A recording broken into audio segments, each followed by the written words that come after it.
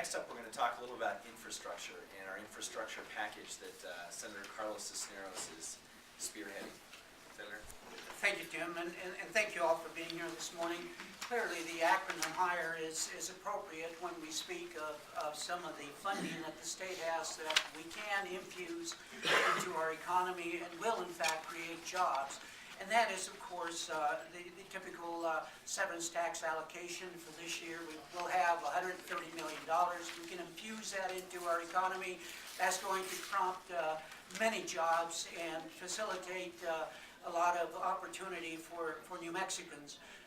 Coupled to that is the general bond obligation legislation that will provide roughly $180 million, and we want to stick to that. Our capacity is close to $300 million, but we're looking at paring that down to about 180 so that we don't run a risk, as we did a year ago, of losing the measure as a result as a failure of the public voting it down. We're going to stick to 180 and try to accommodate at least that much without increase in millage and property tax. So that is a good incentive.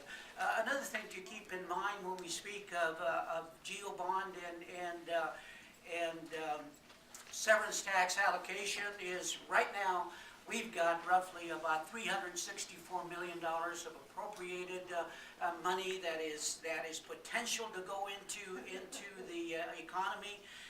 It's just sitting there as a balance. It's been appropriated by the legislature. It's still a balance that we need to bring forth and push hard to ensure that the executive starts allocating that money. You couple that with what's existing today, you've got $674 million that can make a difference in construction work, jobs, and of course hiring folks to work.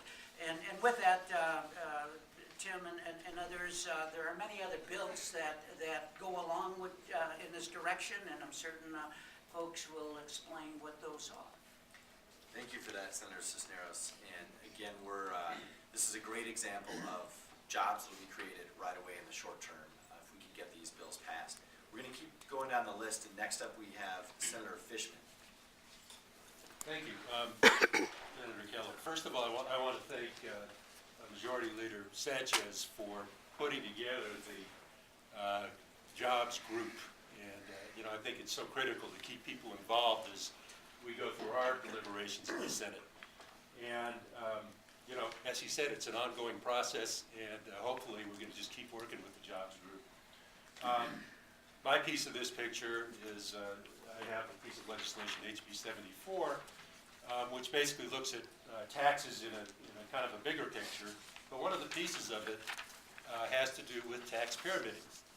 And actually, my belief is the governor's on the right track when she wants to address tax pyramiding issues. And as you hear from all of our senators today, so much of what we're talking about is having a smart, business-friendly tax policy.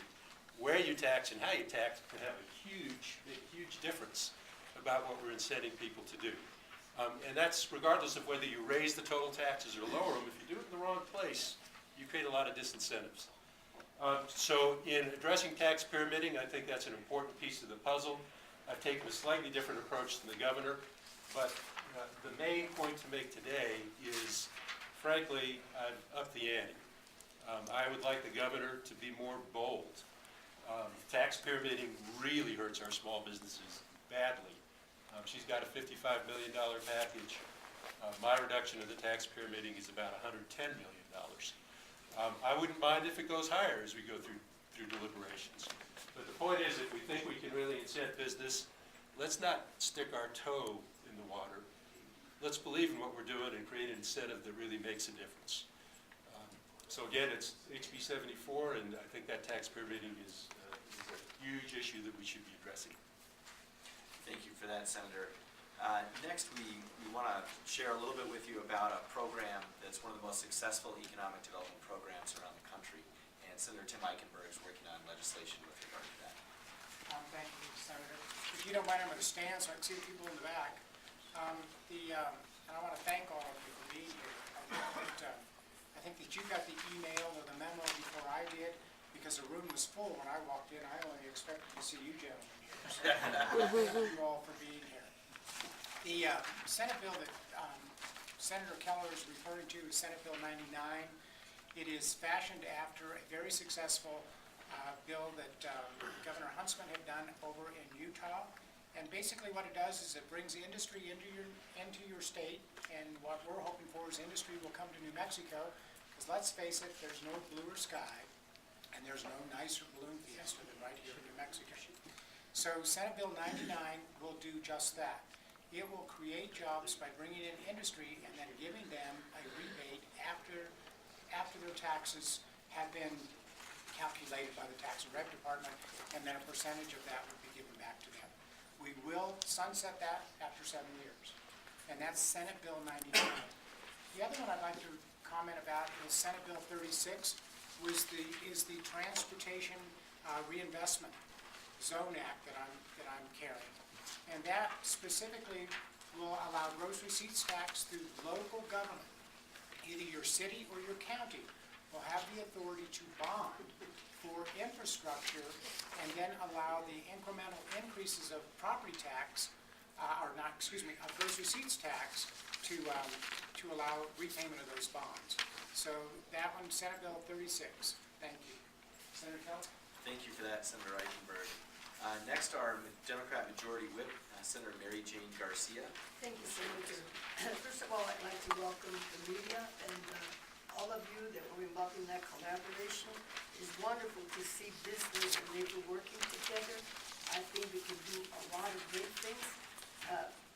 As I talk to my constituents in my current district and hopefully my new district, their top priority is jobs. So this session, I feel very strongly, has to be about jobs, jobs, and jobs. That's what everybody wants in New Mexico, as a priority. Well, I'm sponsoring two measures for the HIRE plan. Senate Bill 139 enables the New Mexico Finance Authority to form a nonprofit or a for-profit financing institution for the purpose of participating in community development institutions and that would participate in community development in the rural area and underserved areas. So, the state has limited resources right now.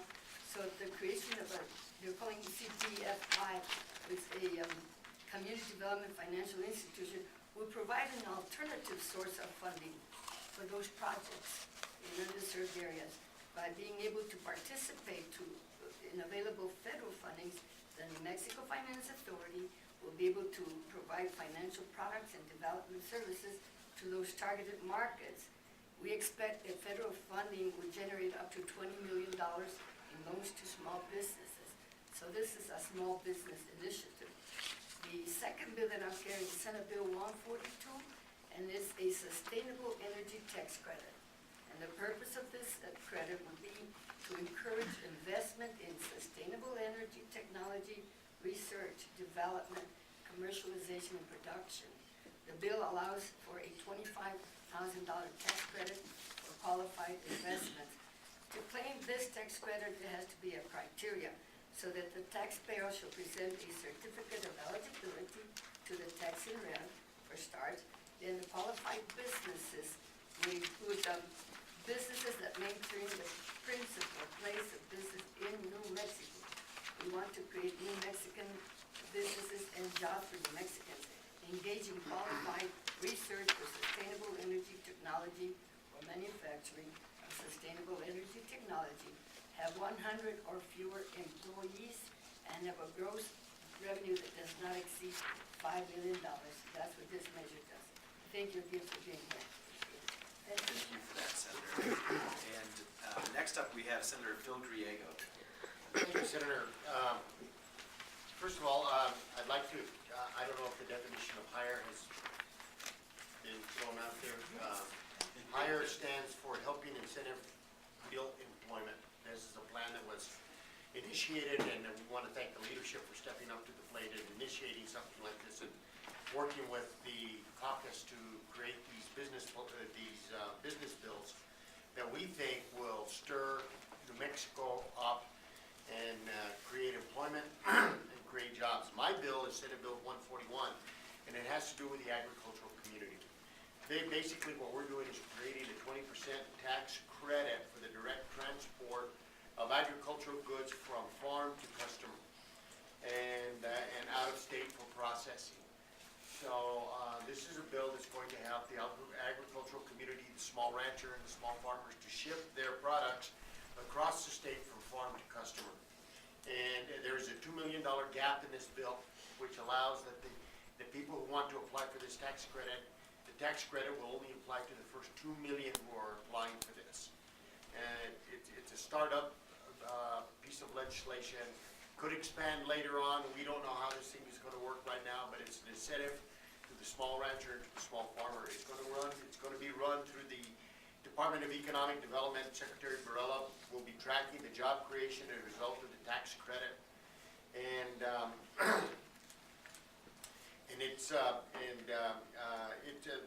EDD is going to report to the Interim Revenue Stabilization and Tax Policy Committee.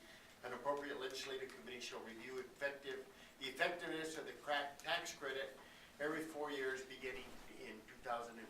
And the neat thing about this bill is it's going to help stir up business in the agricultural community. And as the floor leader said earlier, the agricultural community has kind of been not treated like a redheaded stepchild, but is just lagging behind in trying to build its business and transportation issues.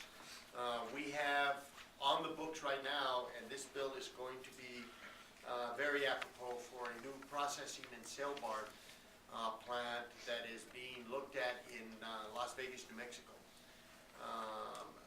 by Mr. Kim Martinez. We've been working with John Barella from the Department of Economic Development. Las Vegas Economic Development has been working on this, and also the Highlands University Foundation has been working on this, and Las Vegas Community Bank has been working on it to stir this thing up, to get this thing going. And for the small rancher, for the small farmer, this is going to be it is going to be a tremendous incentive. And again, I want to thank the caucus and the members of the leadership and my auspicious colleagues here for working on these types of legislation so that we can bring forward to the legislature in a time of need and a time of economic instability. And so thank you all very much. Thank you for that. Senator Grego, who of course is also our chairman of the Corporations Committee. So the last piece to share with you is just Senate Bill 16, and that would be a program that would actually give businesses an incentive to hire New Mexico University graduates. And this is designed for two things. One is to create jobs, obviously, but the second one is to also reverse the brain drain and keep our best and brightest in New Mexico right here after they graduate. Now, before we close